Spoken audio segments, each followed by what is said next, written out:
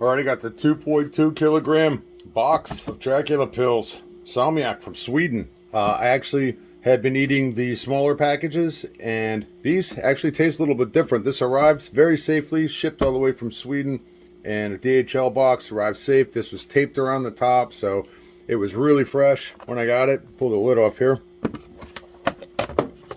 You can see, got enough Dracula pills to last me a lifetime. Seems like a lifetime. Very fresh. Has a nice powder coat on here. These are about the size of a dime, a US dime on here. It has that nice Salmiakki taste to it that I like, but also these seem to be slightly different than the Dracula pill package to me. I don't know if it's just me or not, but actually it has a nice aftertaste to it that's kind of like a caramel and honey taste to it once you get past the Salmiakki and you get into the candy part of it. Really nice packaging in this really nice plastic box. It arrives safely. This stuff tastes great. It's super fresh. I'm really excited to dig into them. I'm going to do that right now. And if you're looking for some Swedish Salmiakki Dracula pills, check out this one. 2.2 kilogram package.